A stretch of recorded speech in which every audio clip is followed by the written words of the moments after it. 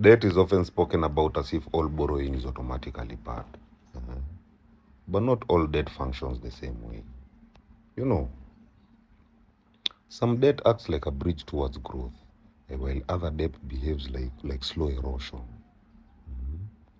The difference is not only the amount owed, but what the debt is building or destroying. You know, there is debt that invests in the future, like education that increases opportunity, business capital that creates income, tools that improve productivity, or even a home that builds long-term stability. Mhm. This kind of debt carries risk, but it is connected to value creation. Ideally, it expands your capacity over time. You know, then now there's destructive debt. That is borrowing for endless consumption, status performance, impulsive pleasure, or even lifestyle that is unsupported by your own reality. This debt often gives temporary comfort while quietly stealing your future freedom. Interest accumulates, stress increases, options shrink, and eventually the person begins working mainly to maintain past decisions. You know, one debt builds leverage while the other builds chains. Mhm. The danger is that destructive debt rarely feels destructive in the beginning. It often arrives dressed as convenience, luxury, urgency, or emotional relief. A person buys peace for today by slowly selling tomorrow. You know, psychologically, debt is deeply tied to emotion.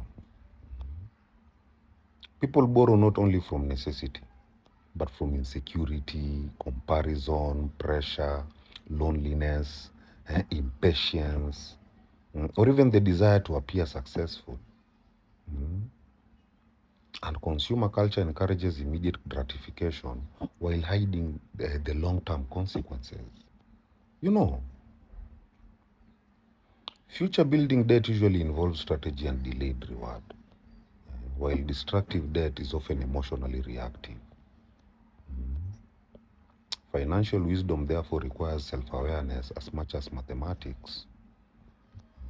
So you should always ask yourself a very useful question: will this debt increase my future freedom or reduce it? Mhm. Spiritually, debt represents obligation to the future. You are borrowing tomorrow's energy for today's decision. Wise debt honors the future self, while reckless debt sacrifices the future self for temporary identity or comfort. You know, freedom is not only about having money, it is about maintaining the ability to choose your life consciously. You know, in short, not all debt is equal.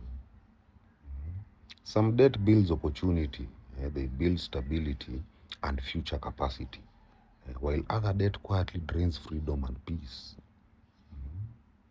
So the key is understanding whether what you borrow for creates lasting value or temporary illusion. You know, my people, hail, hmm? Hail.